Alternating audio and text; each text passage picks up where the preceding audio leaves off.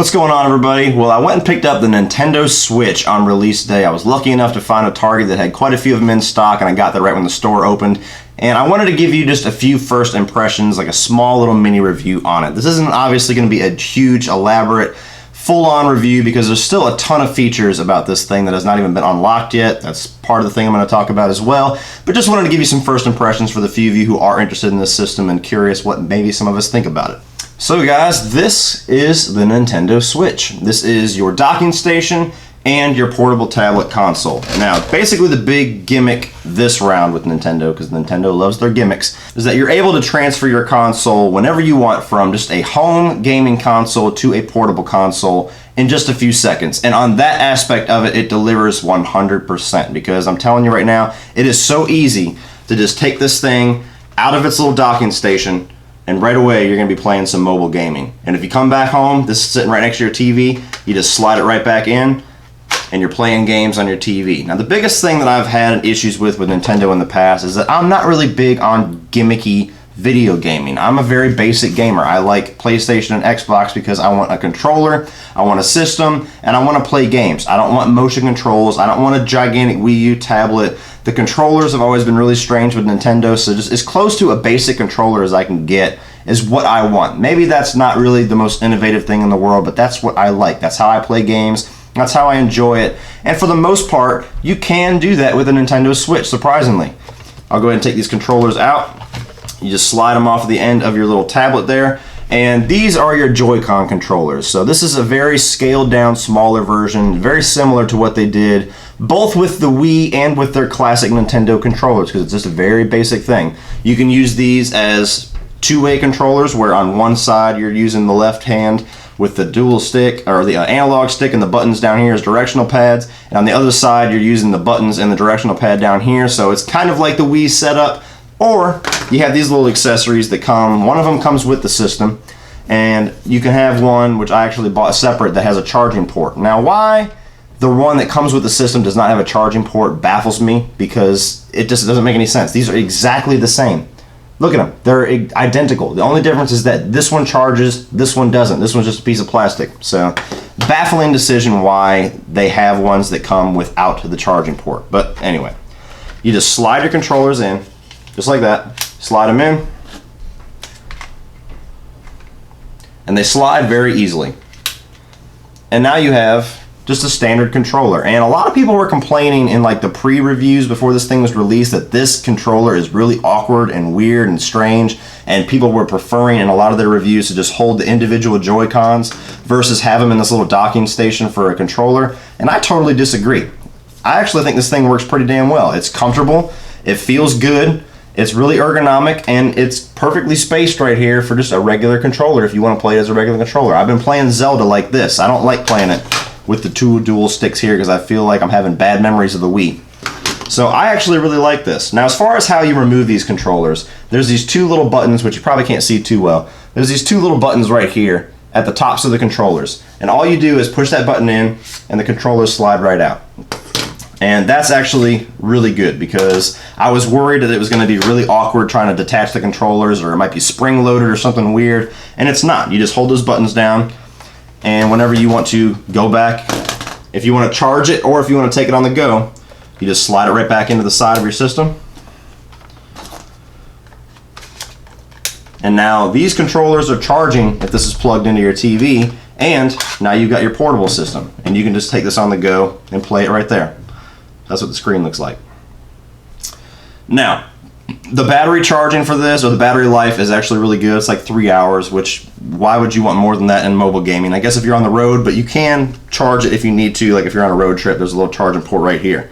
The other biggest thing that I'm going to say is that this thing slides in and switches from a portable console to a home gaming console very, very easily. I was worried that it might be something where it's going to be awkward. You have to find a certain spot, or you got to push it down in. No, you literally just drop it, slides right in, and it's within seconds, it's on your TV. It's very fast, which is another thing I was surprised on. I was thinking there was going to be some kind of a buffering time. No, snap of your fingers. Now, the only negative I have with the setup of this little docking station, this thing is just regular old plastic. It's just black matte plastic. There's no felt, there's no cloth, there's no padding in here. And what I'm worried about, which I haven't had problems with yet, but I'm thinking long term, and I'm thinking for those of you who are buying this for small children, how many times is it going to take of putting that thing in the wrong way or awkwardly or putting it in too fast to scratch the shit out of the screen on this tablet, because this is all just hard plastic. There's no felt or anything. I wish they would have put some kind of padding or felt or something in there that slides it in and protects that screen. Now you can buy screen protectors and stuff, but just in the long run, how long is it going to last before we all have scratched up screens? Now beyond that, this is the entire console right here. This little piece of plastic here, it's light, it's like 4 pounds. And all you do is you flip this little thing in the back. You've got a section here for your HDMI, a section for your USB, and a section for the power cord. You feed the cords through here, you close it, put it underneath your TV or beside your TV, and that's it. It's very, very small and very clutter-free, which I love. I like all my stuff being organized. Now, the other element of the controllers that they have, which they luckily give you 2 of them with the console when you buy it, which is something that Microsoft wouldn't do, is these little slide-on adapters here, which is the only thing that's a little bit hard to get off the controller with that button. But basically, when you have the Joy-Con here, you have these little 2 buttons here, which are very small and really hard to detect with your fingers, because I mean they're really small. They're barely there. You have this little slide adapter here. If you're going to use these as separate controllers, you just slide this onto your controller, and now those 2 buttons are much larger. You can see them right there. So now when you're playing it with the individual controllers, like when you're playing like Snipper Clips or something like that, or Bomberman, now you can hit these buttons a lot bigger. Now, speaking of using these as individual controllers, one other negative that I have is how small this damn thing is when you're using it as a regular controller. I mean, it's hard. And you're right here, your thumbs are like right there hanging out with each other. So when you're playing something like Snipper Clips or Bomberman, and especially Bomberman when you gotta move around and do things fast, I'm constantly bumping into my... I'm constantly just bumping thumbs and getting in my own way. So I wish these things were a little bit more spaced out for those purposes, but again, I don't know, that's just the way that it's designed. Now, as far as like the UI, the user interface, very smooth, very minimalistic, nowhere near as complicated as the Wii or the Wii U or anything like that, so I like that. You get right in, pick your game, or you go onto the little game store, it's quick, it's fast, it's easy, and that's good. Now, as far as like the digital library, supposedly, this is going to be like the first console, it is confirmed, this is going to be the first console where Nintendo has like a paid service like PlayStation Plus and Xbox Live Gold. Now when you do that, not only can you play games online, but supposedly they're going to release classic Nintendo games every single month that's free for you to play. Now I don't know if it's free for that month, or if it's like the PlayStation Plus games where if you download it, you have that game forever as long as you're a member. And I don't know what games there are. I don't know if it's going to be 1 game a month, 2 game a month, anything like that, or how far they're going to go back, if they're going to get right to the classics like Super Mario 64 or GoldenEye or anything like that, or if we're going to get a bunch of really obscure games for a while, but can't comment on that because that's not active until spring. Now the biggest issue I have, which kind of goes along with that point, with this console at launch is that if you're not a Zelda fan, you really don't have shit to do on this console, because 1-2 switch, little first impressions review of that game. For little tiny kids, 3, 4, 5 years old, it's fun. For everybody else, it's boring. It's been there, done that. It's utilizing rumble and motion controls in a way that we've seen done way better in the past by Nintendo themselves.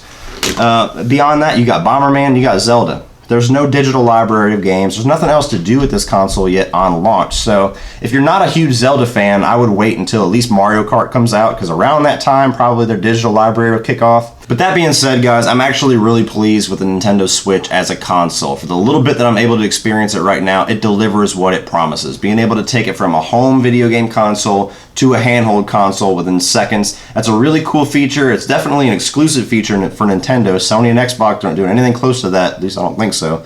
And for that aspect of it, I'm really glad that I bought it. I haven't been a Nintendo investor in a long time. The last console that I personally owned from Nintendo was Nintendo 64, so I felt like it was time for me to jump back into Nintendo and see if the nostalgia's there at least, if not, maybe with some other element of gaming they can bring to me that I don't get from Sony and Microsoft currently, and I'm glad that I got it. Zelda's a lot of fun. The other games that are coming up I hope are going to be fun, like Super Mario Odyssey and Mario Kart. And hopefully we get a lot of other classic franchises back like Donkey Kong, and hopefully another thing that I'm really hoping for is maybe this is finally going to be the console generation that Nintendo gets a lot more third-party support, because that's the one Achilles heel that they have, is there's so many games that come out exclusive to Sony and Microsoft that Nintendo does not have on their consoles. So we'll see about all that. And just for the ability to take this thing on the go, it's really cool. And one other aspect that I'll add really quick is that you don't even have to have these controllers attached whenever you're playing mobile gaming. It has this little kickstand right here at the bottom. You just pop out this little kickstand right here. And now you can set that little screen down.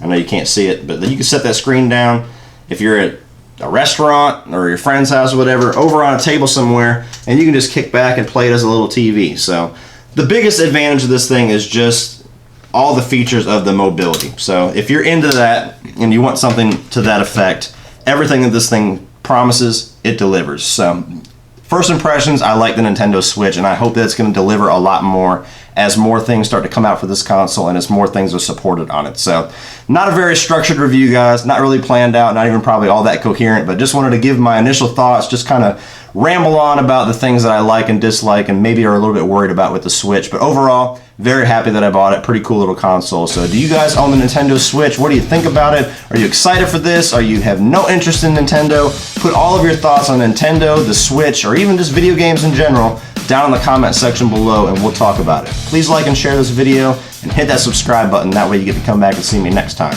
But if that's not soon enough to check out some more of my videos, you can check out a few more by clicking right over here.